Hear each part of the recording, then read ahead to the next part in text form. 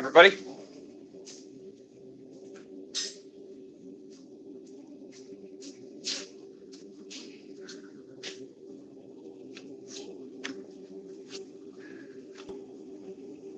I took yesterday off, so now I got to work on Sunday.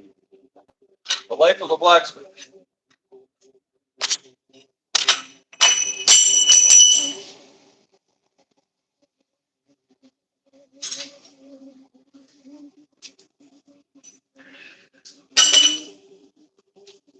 The voodoo that we do around here.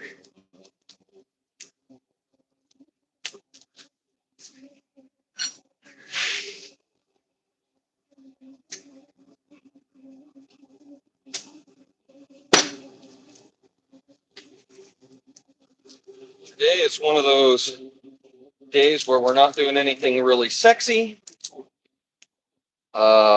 It's all the pickup work that needs to be done.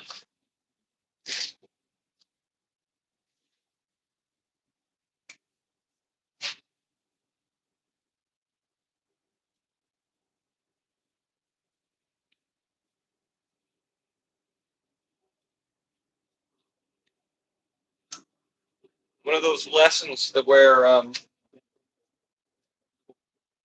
nothing goes to waste. So this is all the little cut off pieces from the back plates. Thank you, appreciate it. So I'm while these are warming up, getting ready to bend them in this jig that I made up.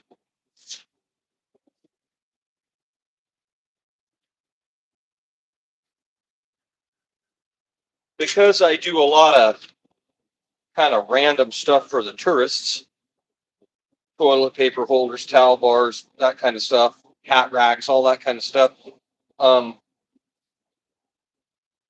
Nothing goes to waste because all the little cutoff pieces will become back plates for something. So what I'm doing is I'm going to mark out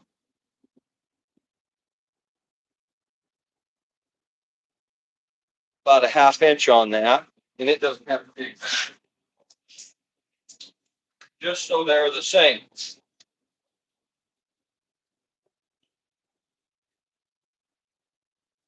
Now, here's a trick to making these is I made these out of tool steel. So they're actually hardened and hardenable. So I can put a little down pressure. Thanks for that. I really appreciate it. Appreciate it. Man, that's great. Thank you so much. So you can see that they actually leave a fairly good mark.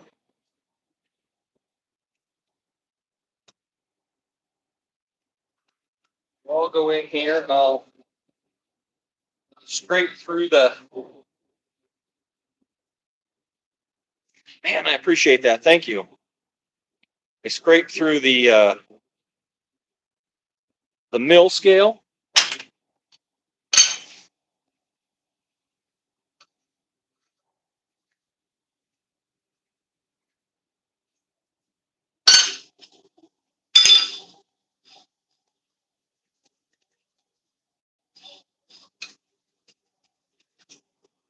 You can see that works pretty good.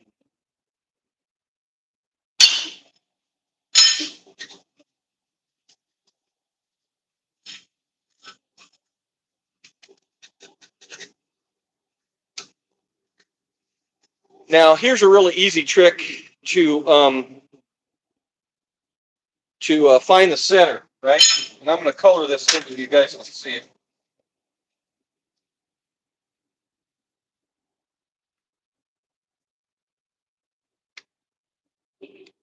Because we want those to be centered this way. So I just kind of get close.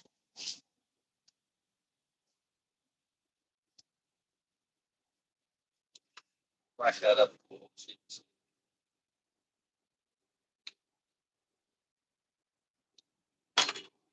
And then what I do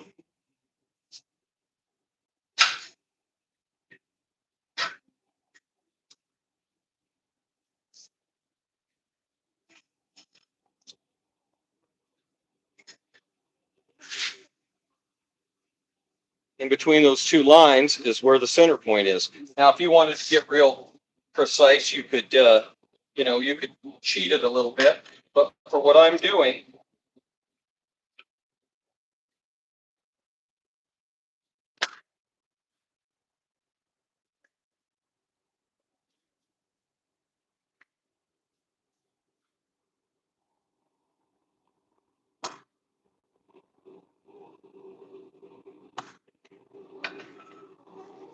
there we go.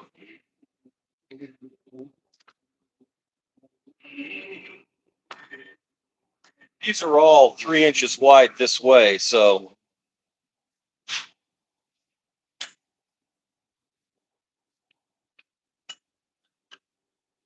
once I have one of those, I'll drill it, and then I'll just use it as a jig on all these. The only ones I can't do that is where they're like this. They're a little narrower than they are wide, and I'll have to go through there and mark these like that.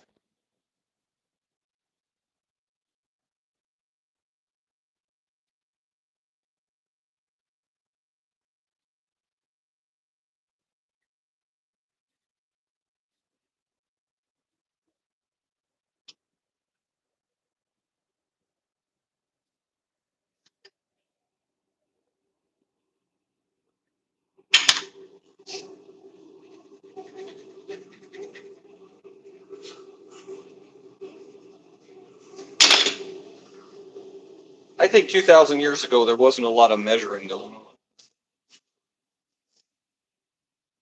There was a lot of measuring like that, like this, like this.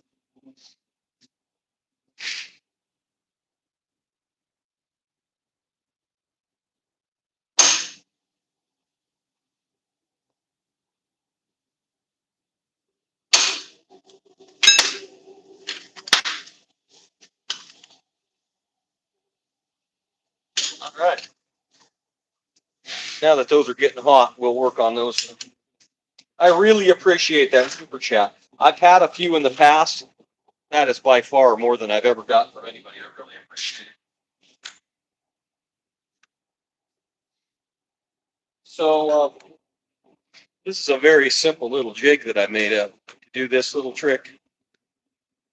It's just a piece of round stock. I don't know. It's probably 2 inches, 2.5 inches. And I drilled a hole in it. It was 1/2 inch stock that I have, so that fits that in there. It's starting to get a little loose. I probably am at some point will have to replace it, but I know that this tool has done at least 3,000 of these, and I'm gonna and the reason that it's done 3,000 without me having to replace it is because I always do them hot. You don't wear your tooling out as bad when you're doing stuff when you've been stuff hot. So I'm going to show you how it works here.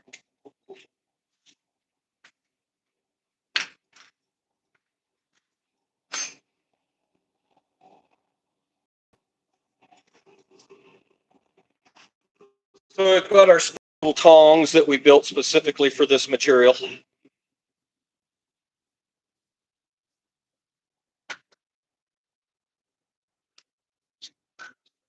Here like this. Over this.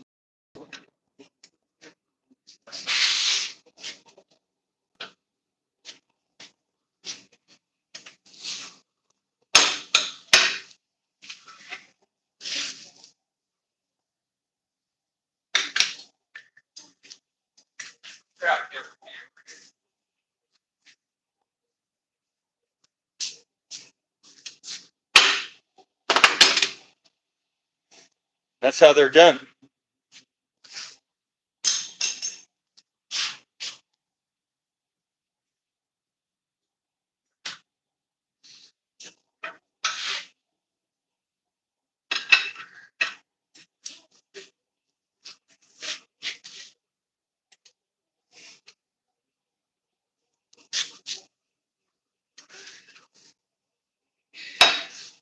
It gets them fairly consistent. Hello.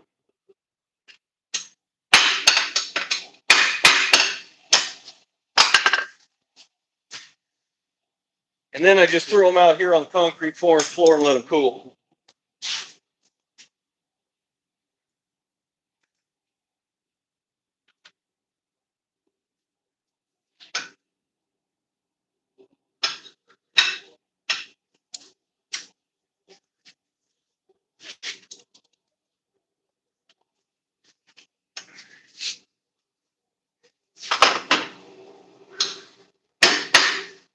have to worry about them being too straight because they're all going to get bent anyway once I weld them to the back plates.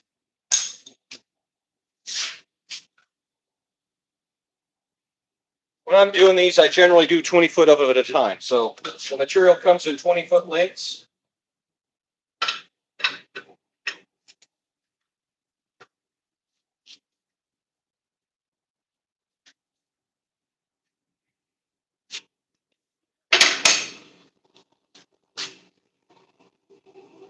I'm actually considering an intern. If I could find an intern right now. Yeah, I'm actually considering an intern. Thank you. Appreciate it very much.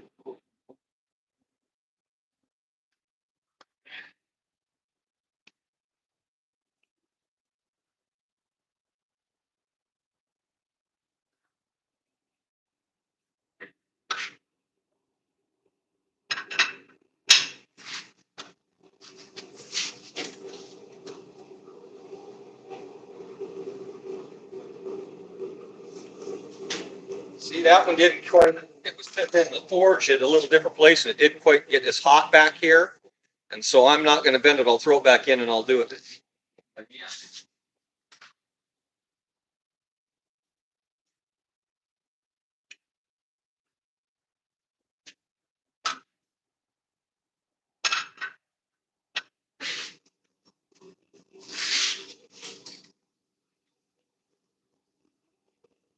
Same thing with that one.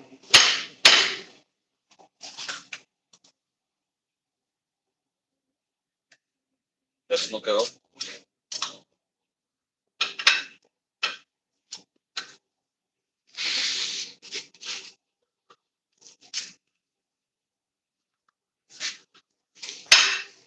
A simple tool, but boy, it sure saves a lot of straining. And because I forge everything else, I really want these to be forged.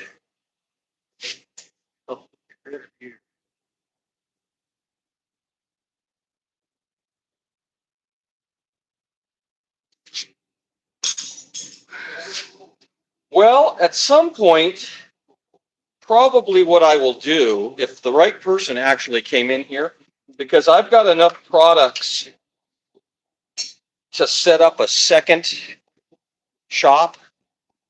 I've got a whole bunch of products that I can't fit into what I'm doing now because I'm so busy doing what I'm doing. So probably what I would do for the right person is I would help that person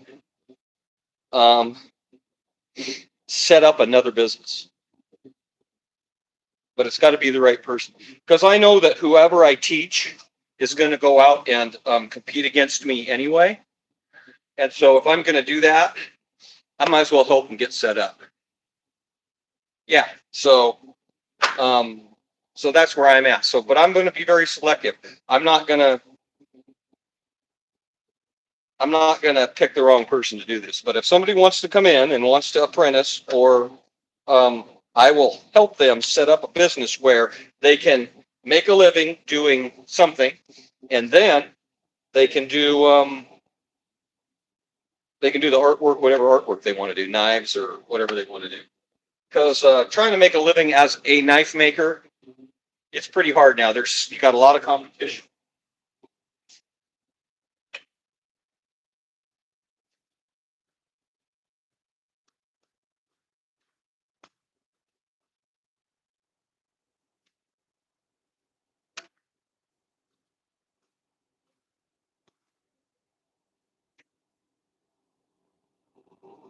Yeah, I'd like to if I could, but I've had employees in the past, and how this has always worked out. And I've never had employees with the blacksmithing thing, but I used to help manage a show barn, a hunter jumper barn, hunter jumper horses. And I figured out early on that you create a couple of jobs, and really all you're doing is making a living for somebody else. You're not really helping yourself. At least it's my experience. The benefit that I got from having employees really wasn't worth the extra money I made. Wasn't worth having to deal with the employees.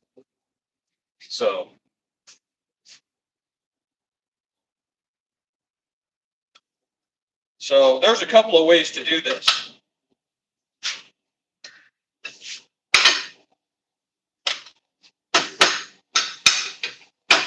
Like if somebody wanted to come in here and do this, I don't want to have another employee. So what I would do is I would just contract them. I would build them a tool, show them what I want,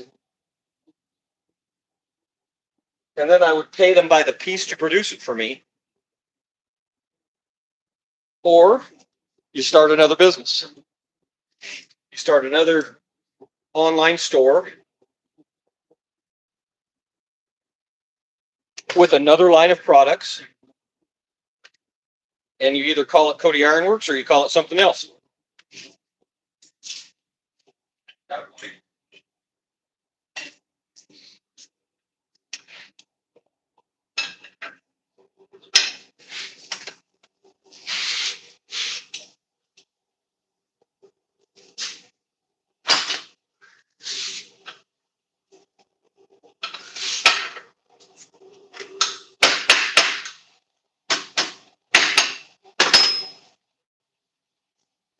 The blacksmithing part of this is just it's just one chapter of this huge book of this whole thing.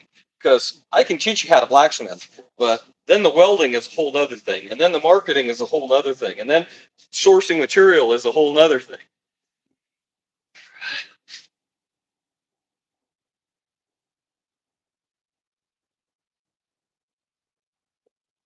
Well, I'm sorry that's your experience.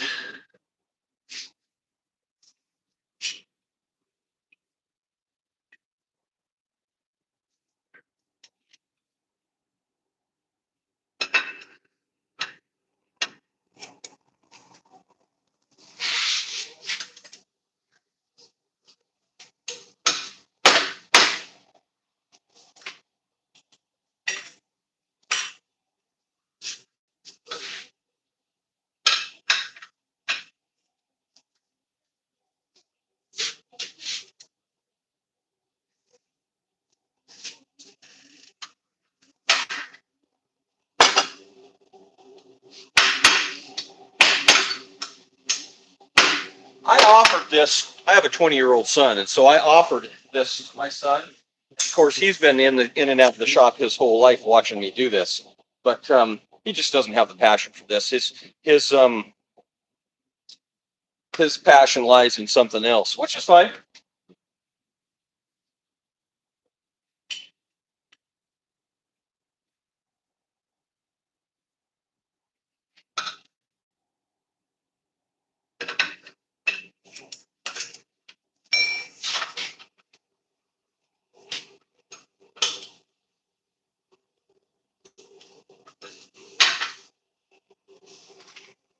So this is 36 years of me doing this, and it's been a real learning proposition to do this. Because I started before there was the internet. Um, I was back in the late 80s when the internet was very, very new, and there was none of the internet. And if you had told me even 20 years ago that I'd be able to make a living doing blacksmithing and not have a retail store and be living in Cody, Wyoming, which is the end of the world this time of year. Where I am at, it is literally a dead-end road to nowhere in the middle of Wyoming. Essentially one of the most least populated places in the whole country.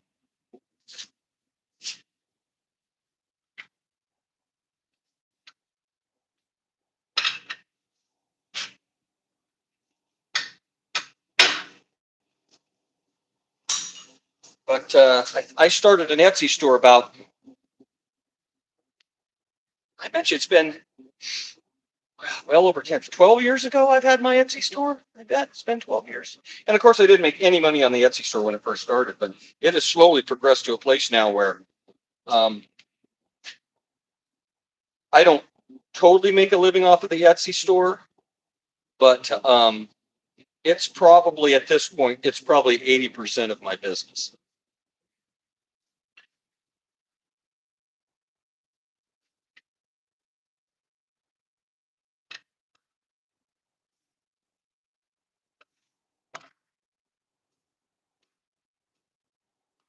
And I've had some people tell me, oh, you should get on Shopify or there's some other apps. But what nobody understands is my entire business is run off of a $200 Motorola phone. I don't own a computer. So I do everything. I do the live streams. I do all of the book work. I do all the ordering. I do all of the shipping right through my phone, which is the thought that I could have done that even 15 years ago is amazing to me.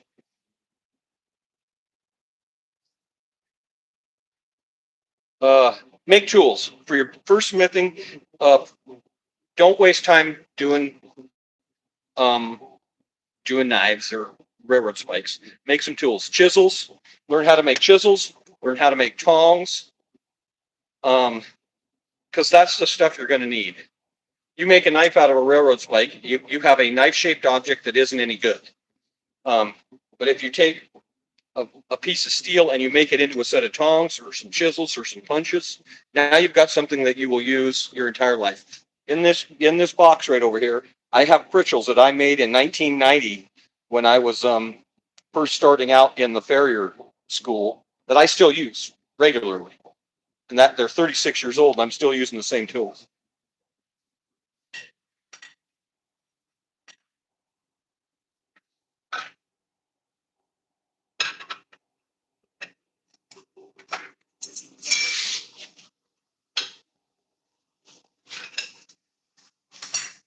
And I'll show you. While I'm standing here, I'll show you.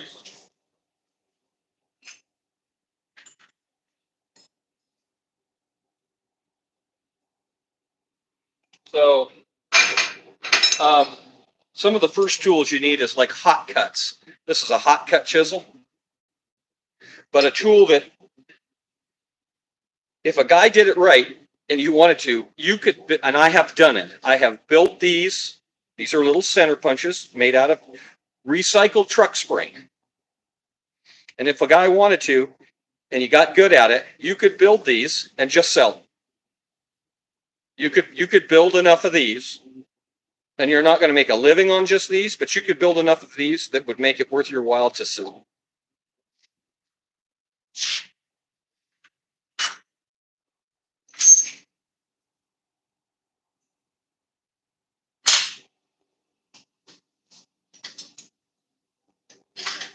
So here's a Enders. This is like what you would buy if you went down to the hardware store, right? But they're kind of round, and so they roll, and that's a pain in the butt. But if you make them square, when you lay it on the bench, it doesn't roll off. Now, why don't Enders and all the companies that make these make them square? I don't know. But I know guys that'll pay twice as much for a center punch that's square that won't roll off of the bench. Like these dividers, here's another tool that I've made. Now these are forged. These are 3-piece dividers. This was two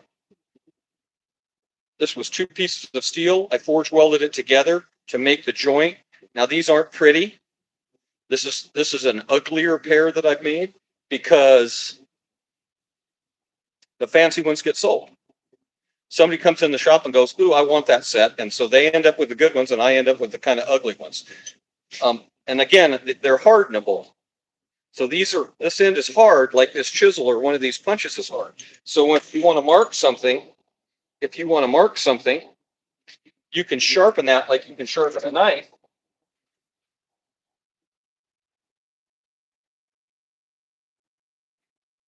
And you can leave a mark with it. Well, most of these are, if you buy a commercially made pair, they're not hardened. And most of them are so lightweight you couldn't do that. So if a guy wanted to, you could probably have just a small line of tools that you built and sold online as handmade forged tools. And you could probably almost make a living with that. Or you could do enough of them that you get so tired of building them that But of course, you have to know how to harden stuff. You got to know how to harden stuff, and you got to experiment and make sure that everyone's right. And so it's a process to learn how to do it.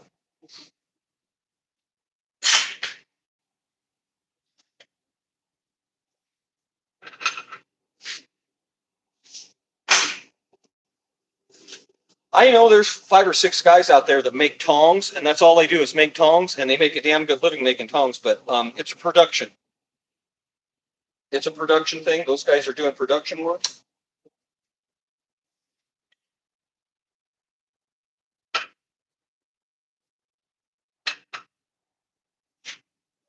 They probably do tongs 25 or 30 hours a week, and then the other 10 hours a week, they're blacksmithing the stuff that they want.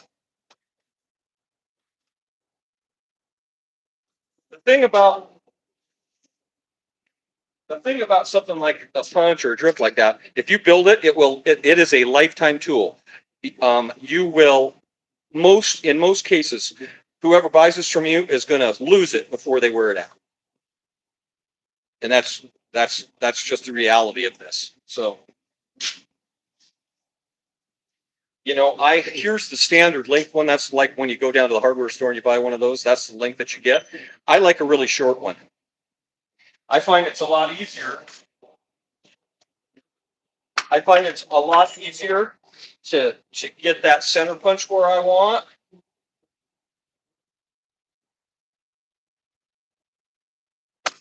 With a shorter tool than a long one.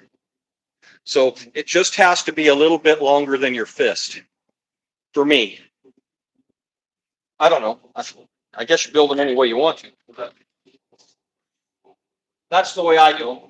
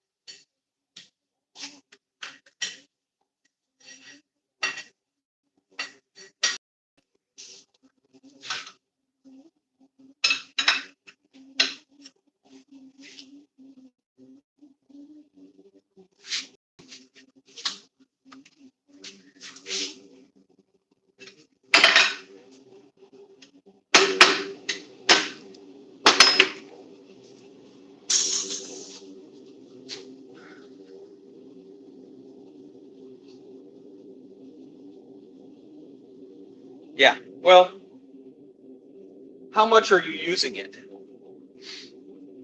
Exactly. How much are you using a center punch that you're going to be holding it for so long that you're worried about the comfort of it in your hand?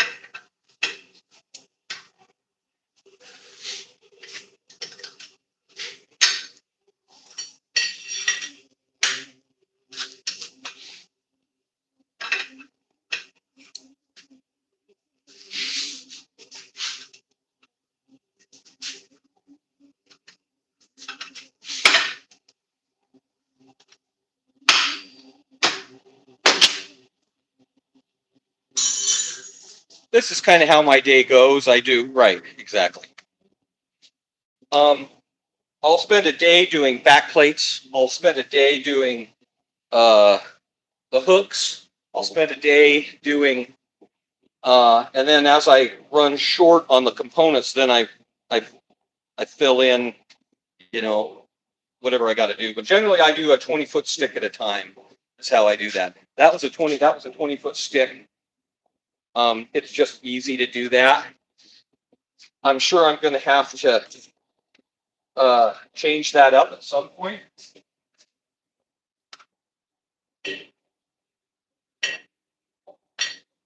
if I'm going to grow the business.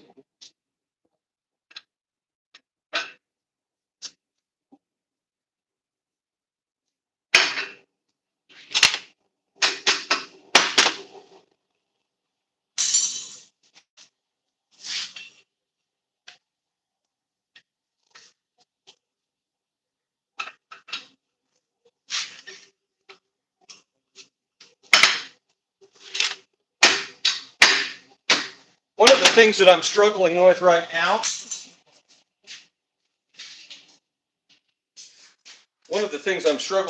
now, is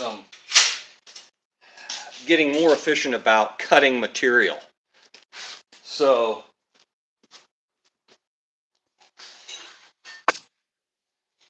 these are the back plates. These are the back plates for one of the designs of the hat racks I do. And it's labor intensive. So, you know, there's a lot of ways to cut this material, and I've done it on all different kinds of ways. I've used a bandsaw, I've used a chop saw, but you still have to stand there and feed the material into the machine, clamp the material down, run the machine.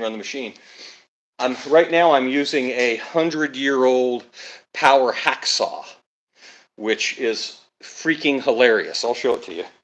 So here's my 100-year-old power hacksaw.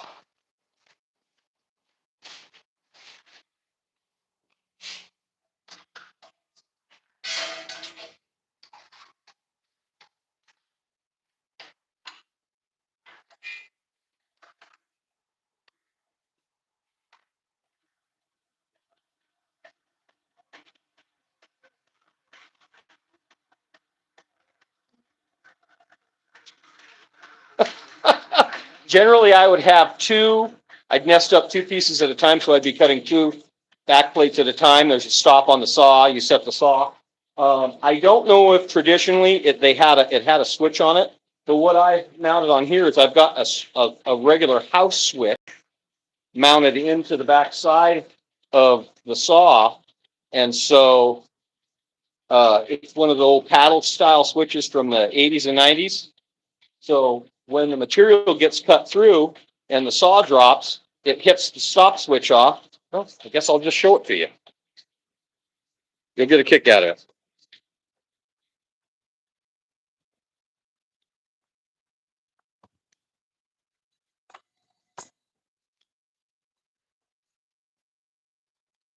So when the saw is running, you flip the switch on. As it cuts through the material, that little nut just drops down there and it shuts the saw off. So it works good. But is there a better way to do this? Is there a safer way to do this? Because that's one of those things that it's easy to screw up.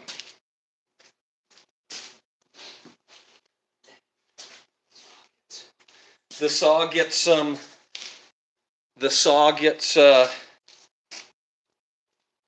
bound up. You got to be paying attention to it. You can't just walk away from it.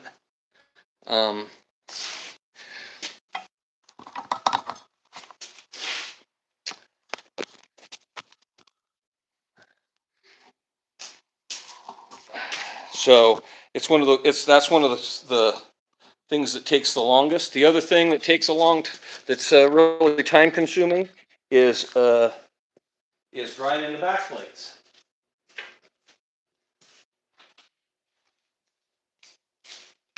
So when you grind the back plates, when you cut them off, of course, they have a jagged edge on them. Well, I can't have that, so I have to go over to the belt sander. I've got this big 2 by 72 inch sander over here, and I got to knock all the edges down, and then I knock the points off.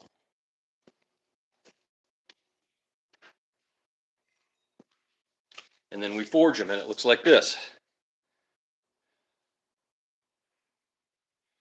And that's how they come out of the forge.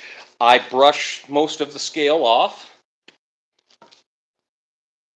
And then it depends on what I'm doing. Of course, these aren't drilled. I generally drill them before I forge them.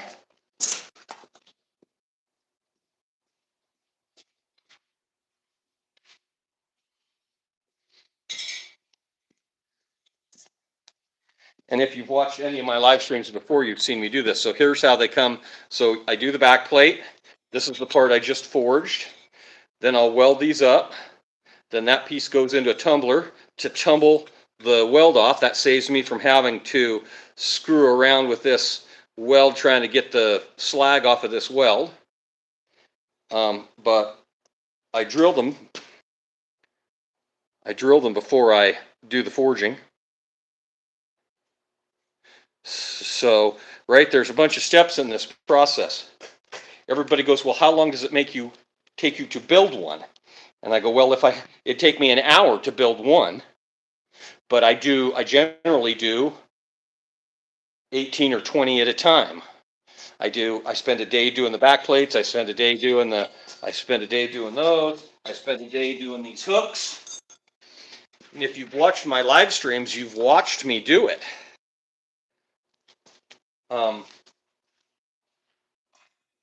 But there's a whole bunch of little minutia in this, some little subtle things that a lot of these kids today, they can't do it. They can't do it.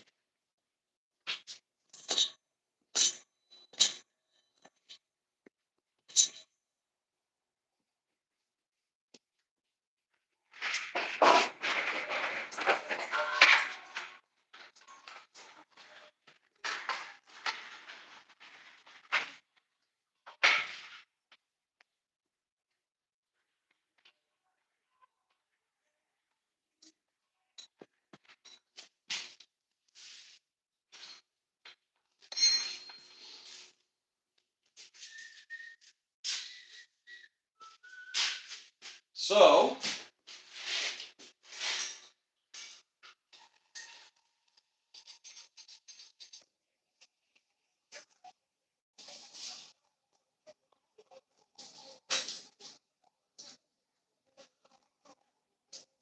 I talked to, we have a junior college 20 miles from here in Cody. It's in Powell. It's community college. As community college goes, I think it's pretty good. And they have a welding program over there, and they have a farrier program over there. Well, back in 1988, I started hanging out with a farrier instructor and he was shoeing my folks' horses.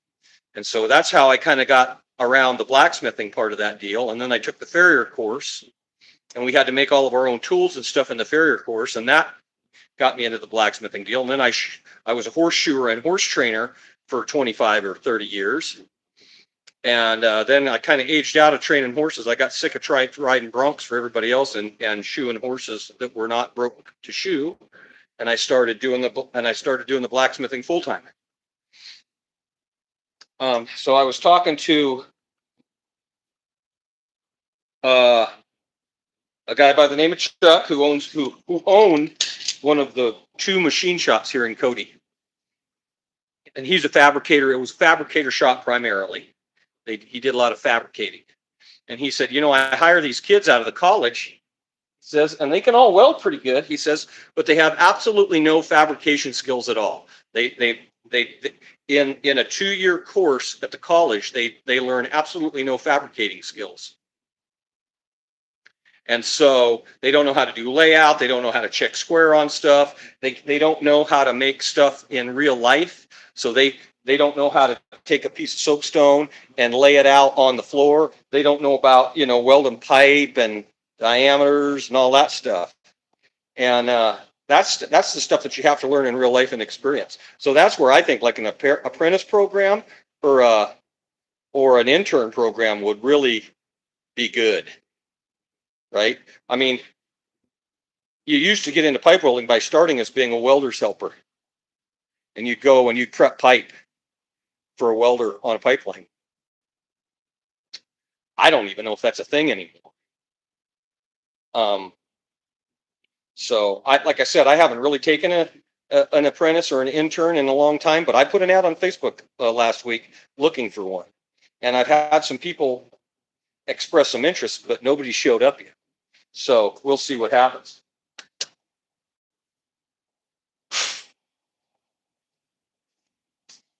I'm not holding my breath that I'm going to get somebody who wants to come in here and that wants to come in here because this is hard. It's hard work.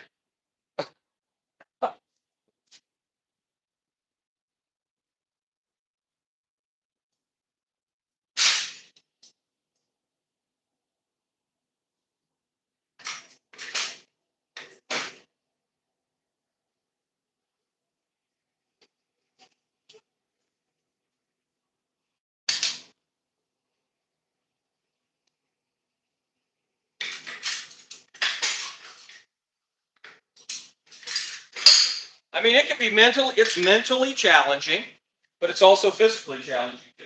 So I personally think that's a benefit, but for a lot of people, I guess they don't nowadays. The whole world has changed. I think part of the reason that I've been successful is people want to buy. There's a lot more people that want to buy American-made stuff. They've ordered stuff off of Wish and they've ordered stuff off of Temu, and they're like, And so when they come to Cody, Wyoming, they want to buy something that was made in Cody, Wyoming. And Cody, Wyoming is a huge tourist town. It's the east entrance to Yellowstone Park. And so in some aspects, that's probably helped my business.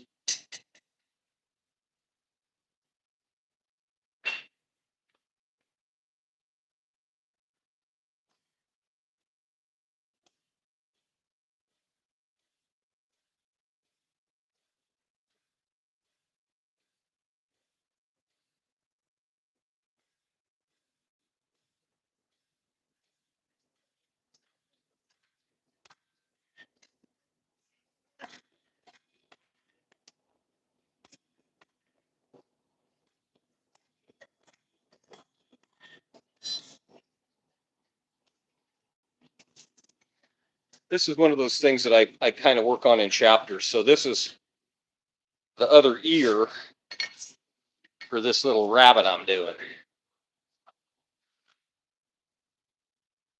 And what he's going to kind of look like when I get done is this. So this is where the art thing is. So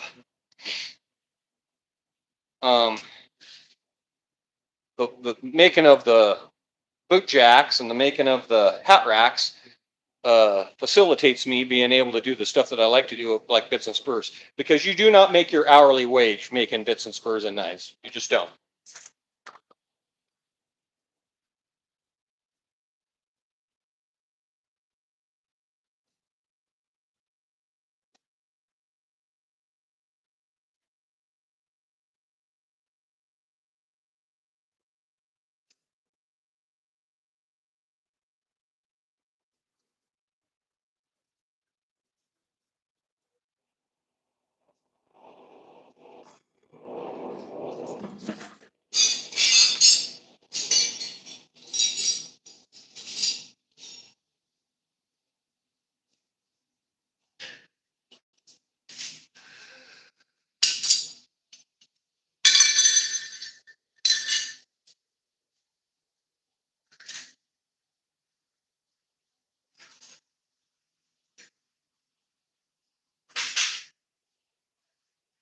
I'm like the ultimate recycler. Nothing goes to waste around here other than these old horseshoe nails. They end up in the garbage, but pretty much everything else gets used for something and or gets recycled. So these are just old horseshoes. I gotta do some drawer pulls, and so I'll show you one.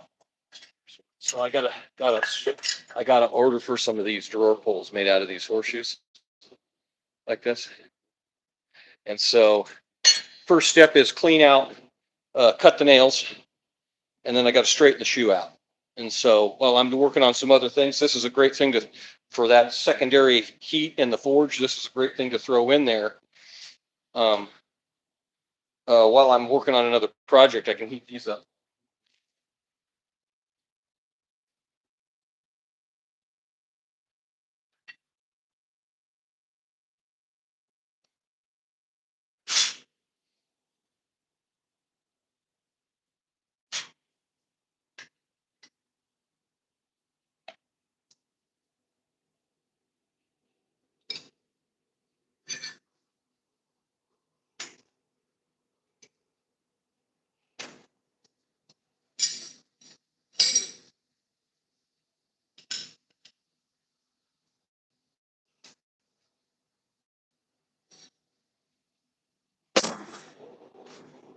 So that would be part of the job of, like, if I had an apprentice, part of the job you would be doing blacksmithing, but you're going to spend a couple hours a day doing the minutia work of cutting the nails out of horseshoes. And that's a job in itself, because you also have to sort the horseshoes by size. Well, of course, I can tell a number one shoe from an aught shoe from across the room, because I've handled a million horseshoes. But teaching a kid to do that, it's a harder thing. It's a harder thing.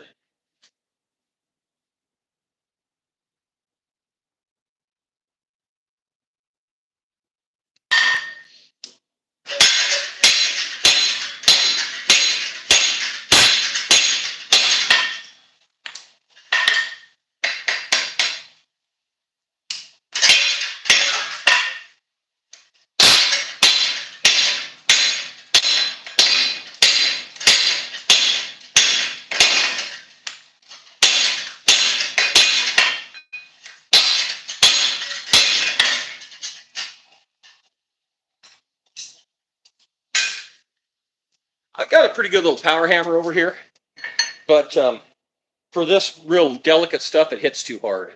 And so that's where this little treadle hammer comes in. Like doing these back plates, doing this little decorative on the back plates, this comes in. This is way better, because I can control, I don't need much of a hammer below. If I'm moving a bunch of material, I use the power hammer. Like when I'm bending these, I use the power hammer to do that.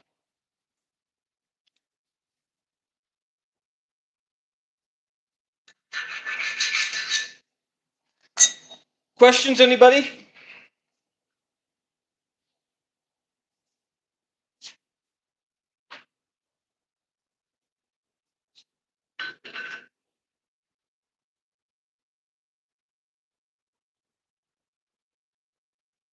Thanks, I appreciate it very much.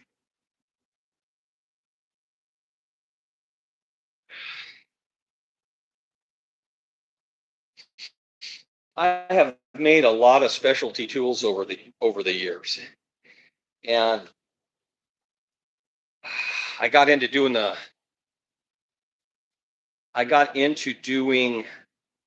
the Dutch oven cooking stuff a few years ago, and I started making some specialty tools uh, that really help that. And of course, the blacksmithing stuff goes right hand in hand with the Dutch oven cooking and the cast iron. And I have never expanded on that, because I just don't have time. I'm so busy building the stuff that I'm building now. Um, I've never expanded into that. But of course, a lot of it is building the stuff and coming up with the designs is only half the battle. The other battle is getting your designs out in front of everybody and getting so they can see them to buy your stuff.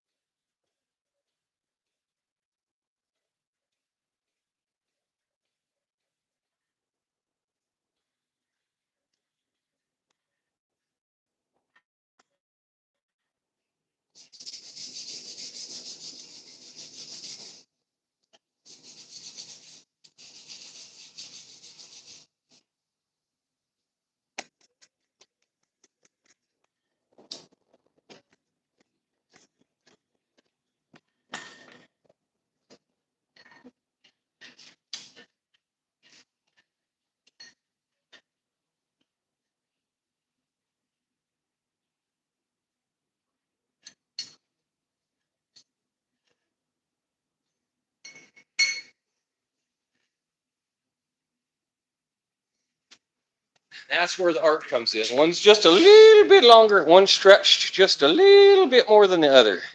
But it's going to be fine.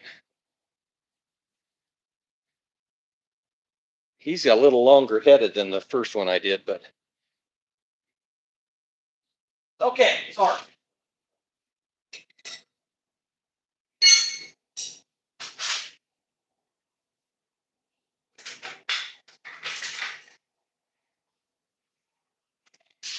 Subjective.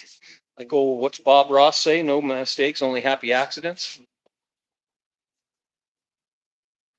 The great thing about this is there is no end to what you could do. I could build new things every week and for the rest of my life, and I will never run out of things to build and never run out of ideas. I have done so much stuff in the last 36 years, and I forget about some of the stuff that I've built, and people will bring it back to me and go, oh, you built this for me 15 years ago. You built this oyster knife for me. Oyster knife. Wow, okay. That's cool. I didn't even know, don't even remember I did it. There are guys that spend their entire careers and all they do is build these. There's a guy on YouTube who does the most amazing forged welded axes. I mean, they are amazing. But I wonder how many hours he has in just doing those. Mine are a little cruder, but I might do 8 or 10 a year, maybe. And this guy's probably doing 8 or 10 a week. And he does amazing work. It's gorgeous. And I can't think of what his channel name is, but he is fantastic.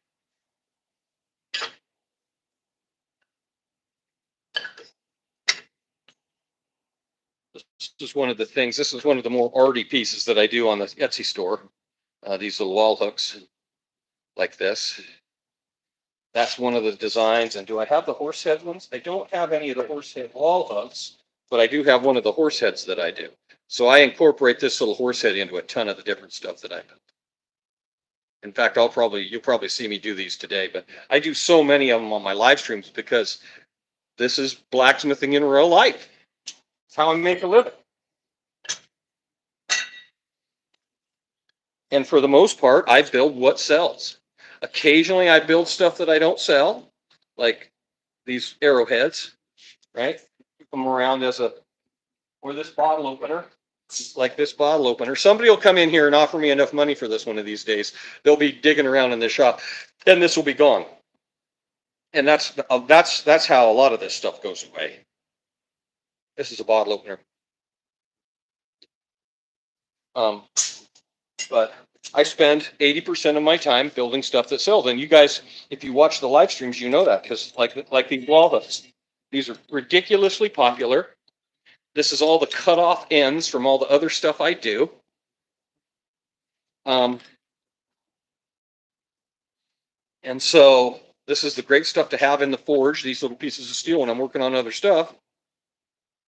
And so while in between doing projects, you throw a couple of extra pieces of steel in there and you're utilizing your time and you're utilizing your fuel in your forge.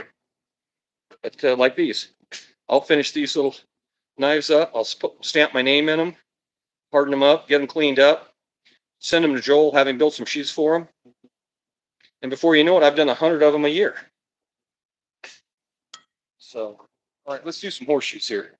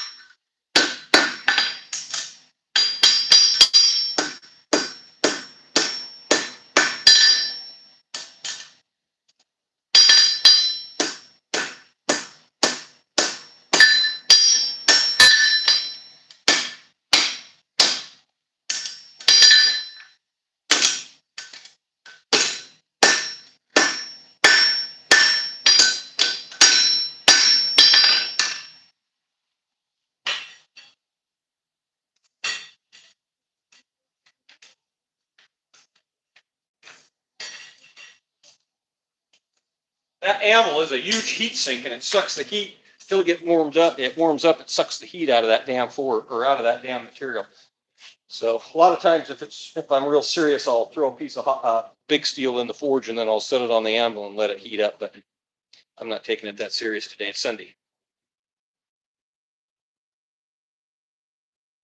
But if you guys are actually interested in seeing what I sell for the business, you can just Google Cody Iron Works. I think there's a link in my homepage. You can Google Cody Iron Works and you can go check it out. So, and that would be great. You don't have to buy nothing. If you just went to the Etsy store, the Cody Iron Works Etsy store, and just went in there and liked some stuff, that would be great. If that's what really helps the algorithm, right?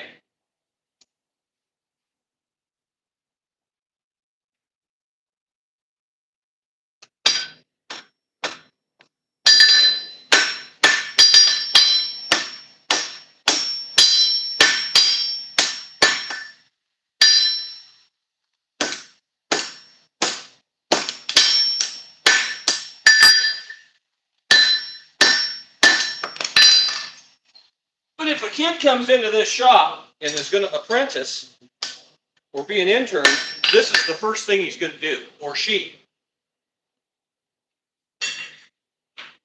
is straightening horseshoes.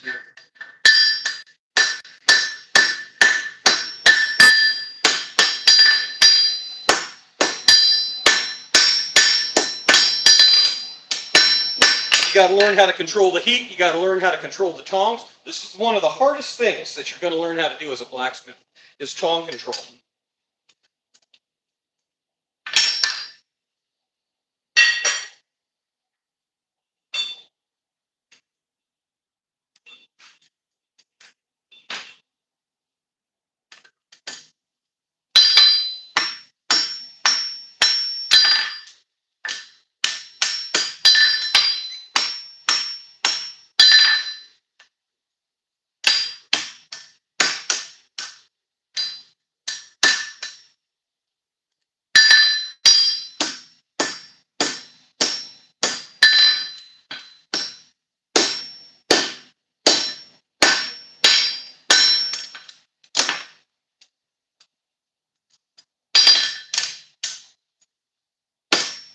Fighting it a little bit today.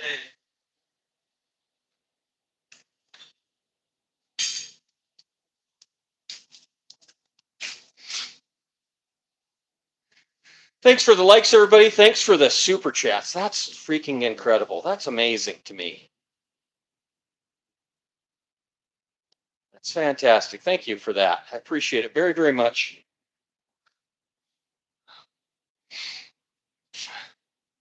Appreciate it. Thanks for the likes. I'm more than happy to answer any questions. 36 years of professional blacksmith. I've literally been making a living with a hammer and an anvil, at least partially, since 1990, 89 or 90.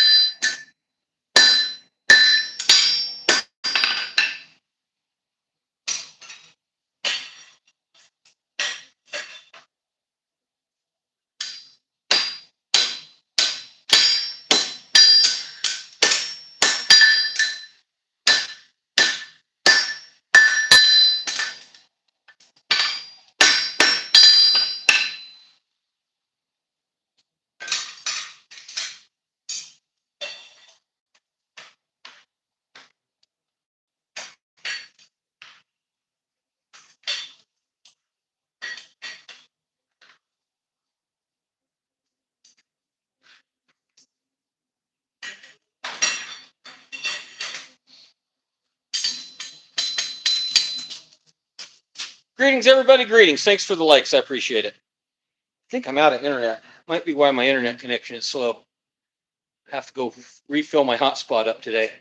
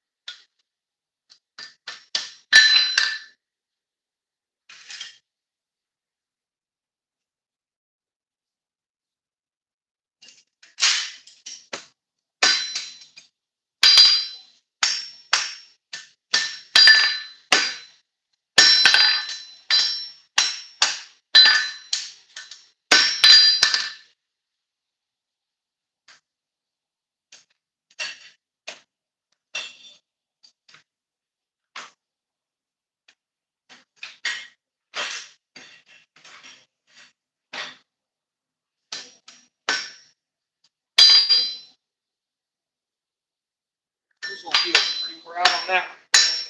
We'll get into drawer pulls too.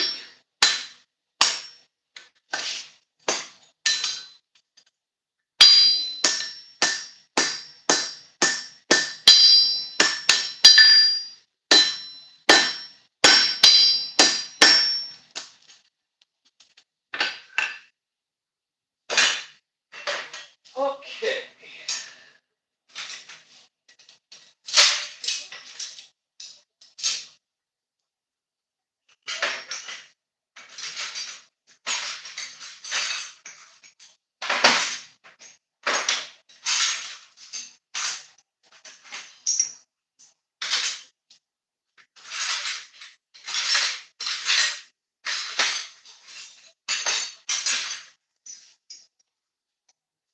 So once we get the shoes straightened out, we cut them to length, and then these will become drawer pulls. Now, part of this is hand forging, and part of this they'll go into the power hammer. You can go back and watch some of my other videos to see the power hammer. I've done a ton of videos.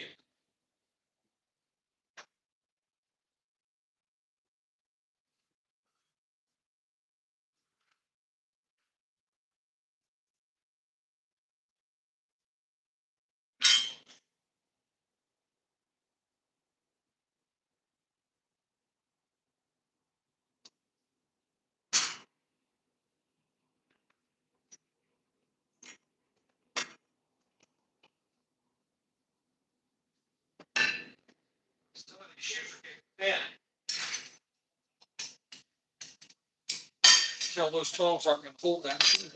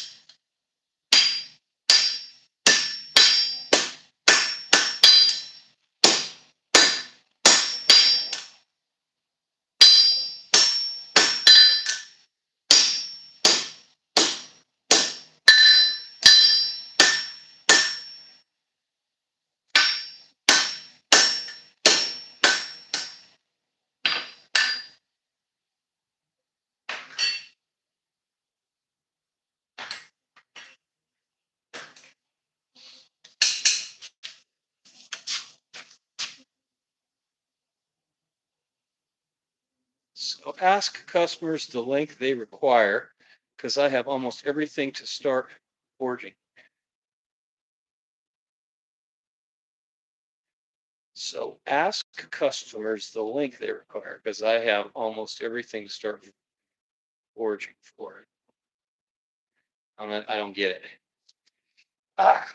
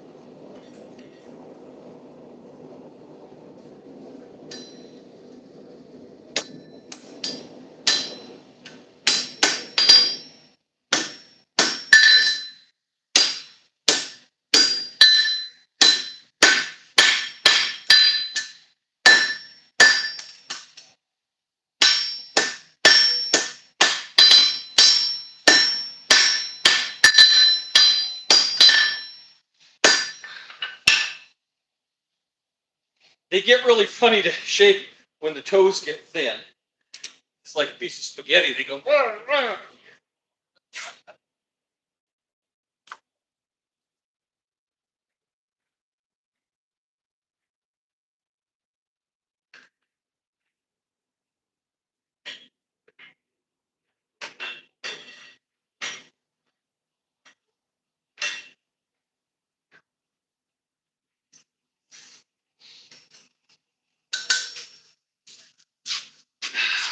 When I say I build all my own tools, I mean it.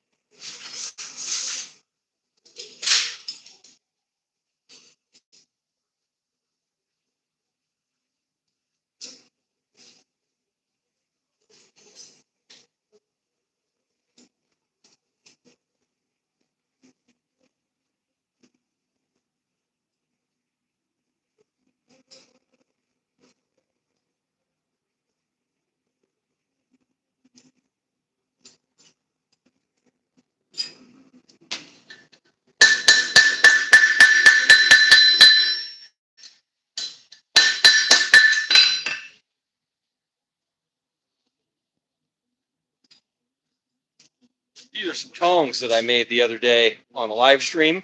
Somebody was asking me about how do you make tongs, and so I forged a setup on a live stream. But I didn't have a piece of wide enough material, and so I used a narrow piece of material. And when you do it that way, the grains tend to get a little thin. So I think what I'm going to do is I'm just going to go in there and I'm going to weld. I got a bunch of this little bar stock left over that isn't good for much other than wall hooks. So I'm just going to go in there and I'm going to weld. I'm going to weld those rounds on there, stiffen up the reins on those because I kind of like them. They're very Viking-y. Considering that I just pulled them out of my butt, just threw a piece of steel in the forge and did them. They turned out pretty good.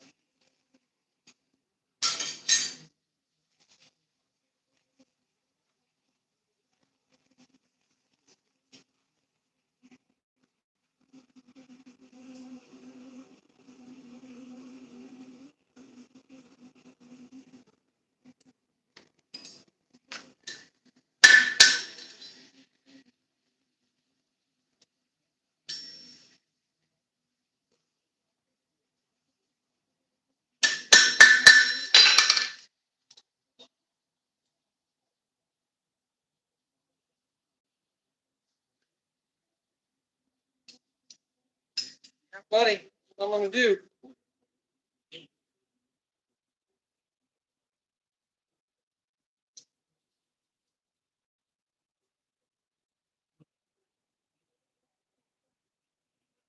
I'll stiffen those up a bunch.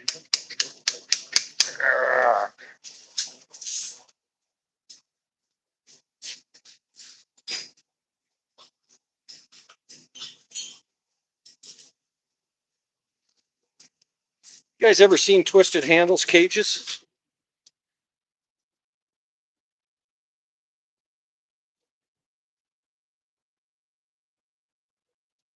Things I do. And I got a little wonka donk on it. Not that it matters much.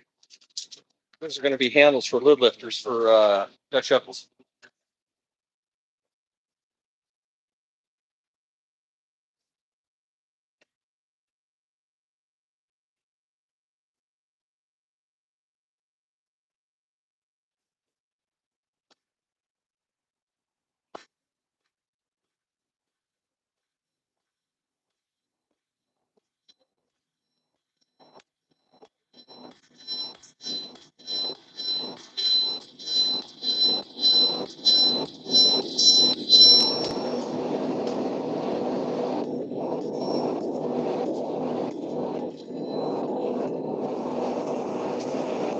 And that's how we start the drawer pulls. And from here they go into the power hammer underneath some tooling.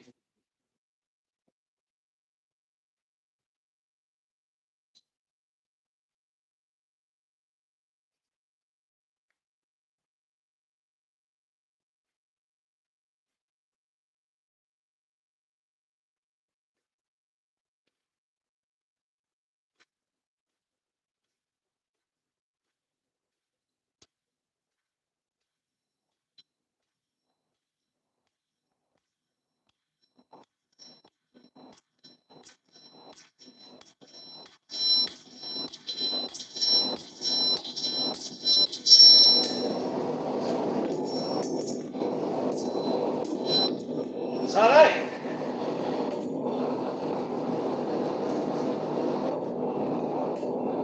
Okay. That roaring son of a gun off for a minute. Now I want to do these back plates. Then I'm going to go over and I'm going to weld up those hat rack component. That one's done.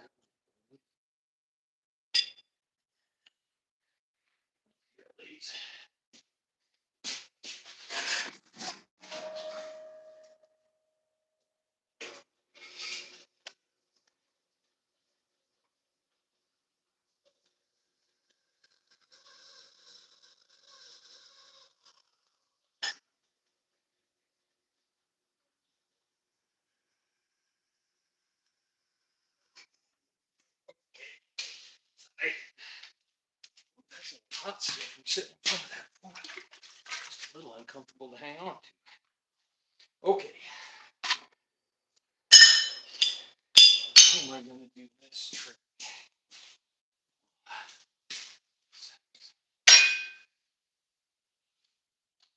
Here's a tool that you guys maybe not have seen. It's fairly wore out, but not a brand new one, but you're going to use them. This is what they call a self-centering center punch. It's got a little dimple in it. And this one you can see I've whacked the hell out of it enough times that I've bent it. But if you're wanting to duplicate holes underneath something, what you can do is you can set that.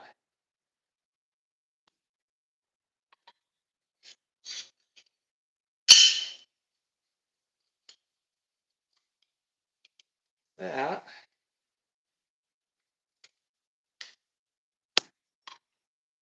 That. So those are set.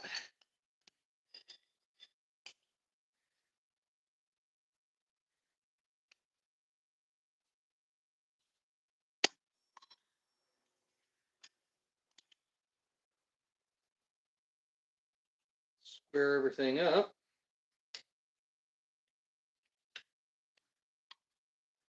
That. That. that.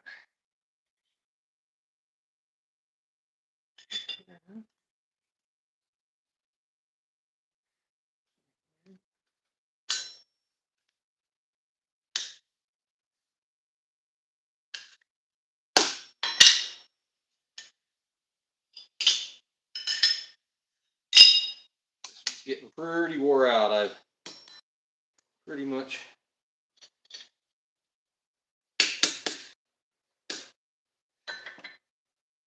they get bent and then the plunger doesn't go down.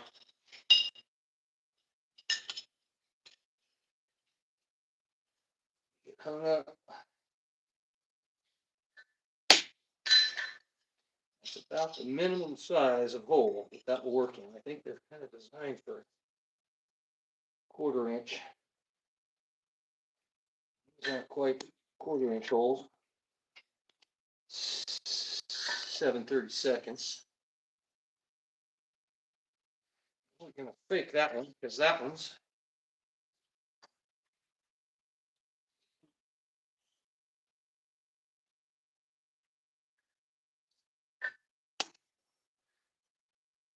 getting fairly close. Close enough for the girls I go out with. So now we got all those. Oh, you know what? Those center punches aren't very deep. And sometimes the drill bit has a hard time picking them up. So we're gonna. Oh look, I'm using a center punch that I made. Imagine that. That feels pretty good. Using tools that you make yourself. Thank you, whoever went to the Etsy store. Thank you very much. I appreciate that very, very much. It's much appreciated. Thank you for the orders from Etsy. That makes my day. Because that is how I buy my coffee and my cigars. So now, and I'm not going to bother to move this, we're just going to go, because it's only going to take me a minute, and then we'll throw these in the forge and we'll do the back plates. But thank you for that, whoever did that, appreciate it. Okay.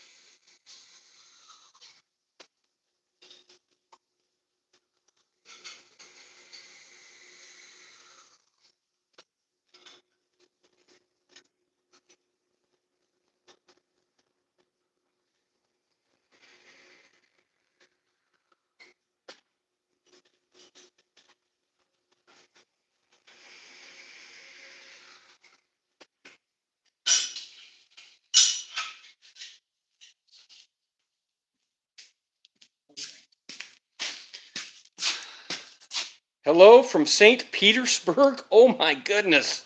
Oh, hello from Cody, Wyoming. Oh my goodness. So that is probably one of the most dangerous tools in this shop. And it will not kill you, but by God, it'll maim you. So I just drilled all the holes in these back plates. Okay. And I had a guy on one of my lives a while back. He was like, oh, you got to clamp that up. You got to put clamps. You're going to kill yourself. You're going to hurt yourself. Well, here's the thing. There is a a balance that you have to come up with between safety and efficiency. And I don't just grab a hold of that son of a gun and throw it in there and try to hold that down. So what I was doing was I was actually using this pair of pliers to hold those. And that way, if it got away from me, it zinged away from my hand, and I don't have to worry about getting cut. I never, ever, ever, ever, ever, ever, ever wear gloves under that pillar drill or post drill or whatever you want to call it. Drill press is what we call them over here in the United States. I never, ever, ever, ever, ever get anywhere near a pair of gloves with that tool. But here's the other thing that keeps me out of trouble, is I sharpen my own drill bits. And what I have found is part of the reason, and it took me a long time to figure this out. Here you go. So I might make this into a short. So part of the reason I don't have near as much trouble with my drill bits hanging up in the drill press as a lot of guys do is because I sharpen my drill bits. And what ends up happening when you sharpen your own drill bits is the tip of the drill bit gets off center a little bit.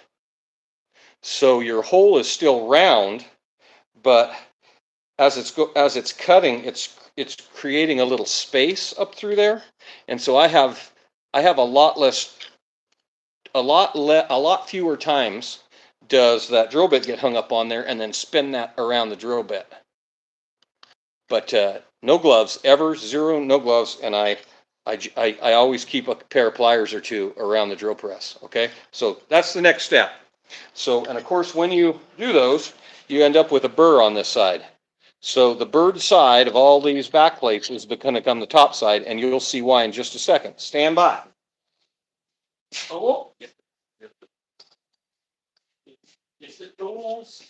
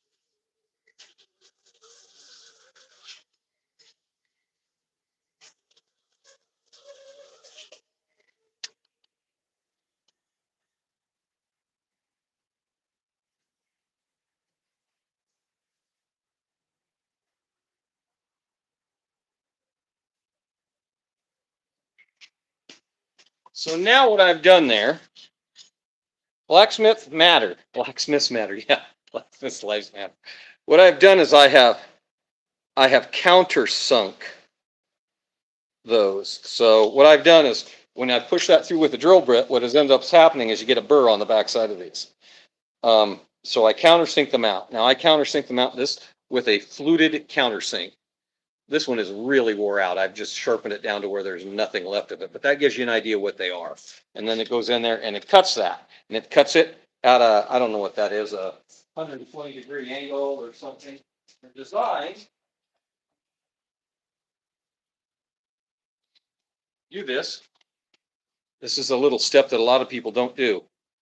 Yeah, that anvil is from, I think that anvil is from about 1925. I think it's a hay button. But see, so here's what I'm doing here. So I've countersunk those out. So these bugle head screws that everybody uses sit flush or just a little under flush. Because if you don't countersink them for a bugle head screw, they end up sitting like that. And that's ugly. So here's the little steps that add a little cost to everything I do. And so you're always making this, are you going to do that or are you not going to do that? So that's what I do is I cut those in so the screws fit down flush and they aren't ugly. Okay? All right. So from this point, with these back plates, we're going to put them in forward.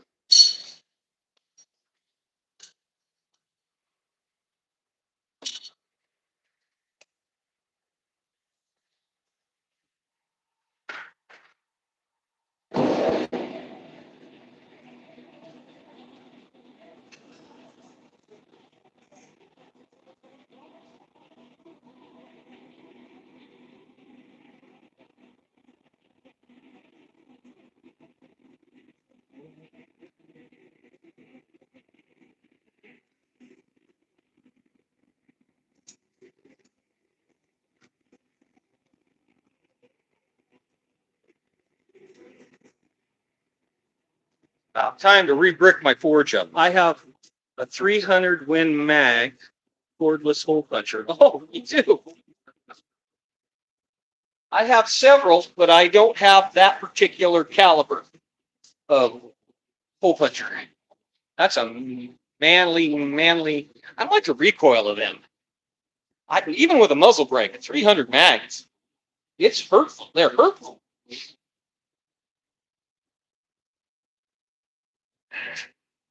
I'm a 270 guy myself.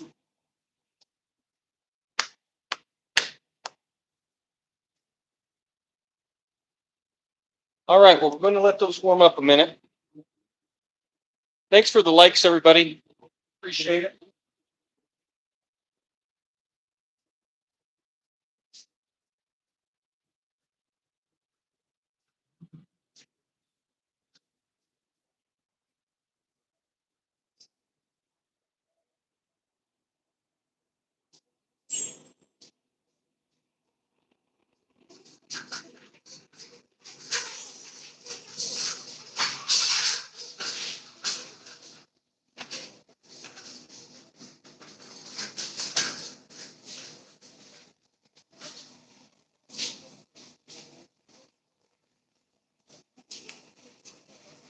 I have several myself.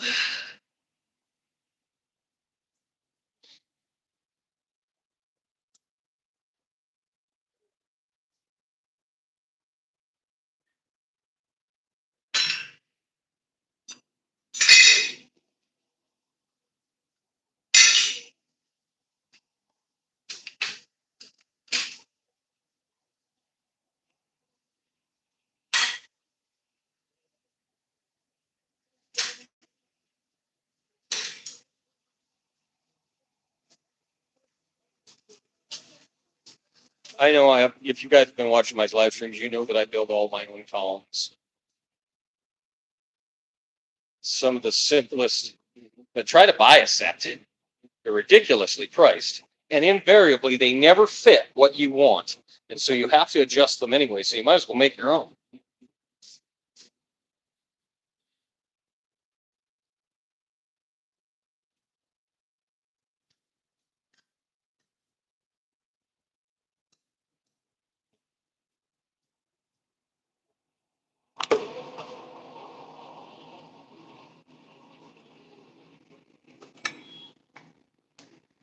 So we're making different sizes of these. That's what we're doing today. Right now.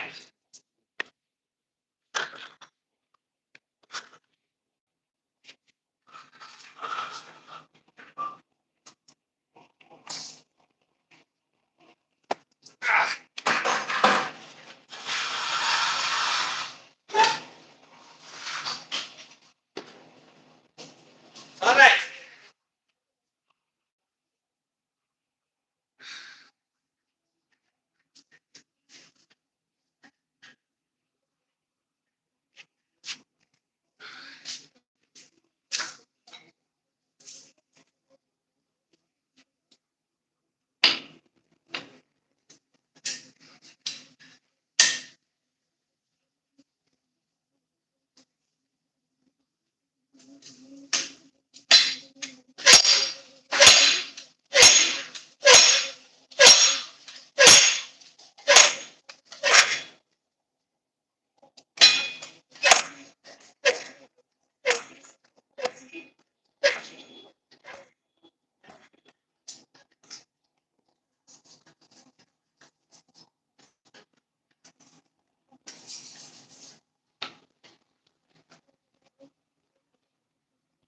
Thanks for the likes, everybody. I appreciate it. Thanks for the super chat. That's rare that I get a super chat. I appreciate it though. Thank you very much.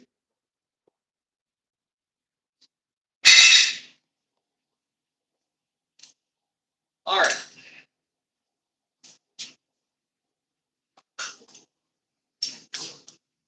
So then what I do is I forge up these components and we put them on the back plates. And I think yesterday or day before yesterday, I don't remember if I did it. Did I do the live stream yesterday morning? I think I did. I showed how to do those welds. Little baby one, hand towel or toilet paper. Generally, I'd send them out as a set, but these are kind of wonky because they got different back plates on them. These will go downtown. One of those displays that have downtown Cody.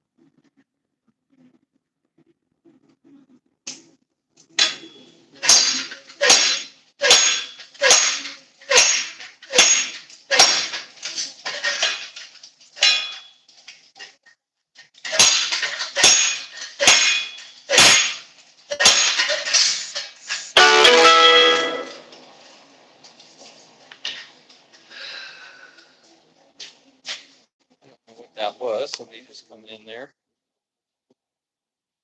I do all kinds of. I used to do all kinds of different back plates, different designs. But what I have found is, 36 years of doing this, is you can have too many choices. It makes me, as the blacksmith, it makes my life hard. And so as I've gotten busier and busier, I've eliminated a lot of the minutia. And so pretty much I do one finish or no finish. And then I do this backplate or plain. That's the choice. If you want something specialized, we'll discuss it.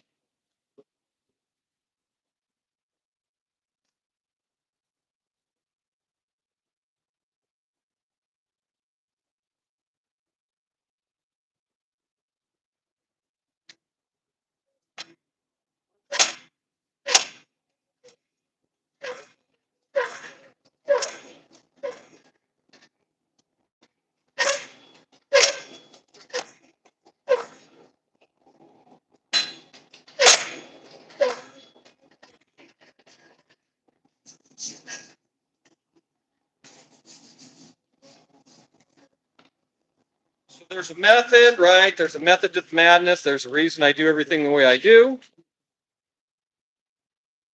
So by drilling and countersinking and everything first, you don't end up with any shiny spots. Everything gets the mill scale put back on it. So now when I do the coating over that, it'll be pretty.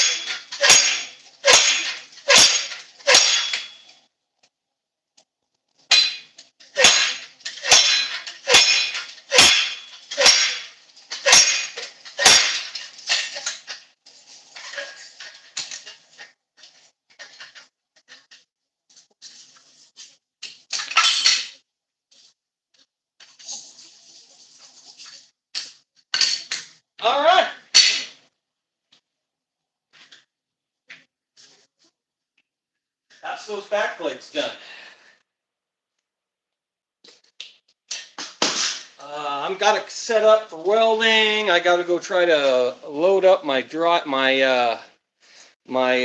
hot spot. I think I've run out of hot spot. Everybody, I appreciate it. Thanks for coming into blacksmithing in real life, where we actually talk about doing work, like real honest to goodness work. And I show some of the stuff I do and what I'm working on daily. It's always changing around here. I'm always doing something different. Oh, did you notice, anybody, my followers, that these are progressively getting shorter? Next comes maybe off and get the mustache back to normal. Maybe. We'll see what happens tomorrow. I might go live again. We'll see if I can get my internet running up and running to where it's actually good. And we'll weld up some hat racks and stuff. Get a hot and hit it, and if you're subscribed and you hit the little bell, then you'll know when I go live. Thanks everybody for the likes and the super chats, and get a hot and hit it, and always wear your safety squints.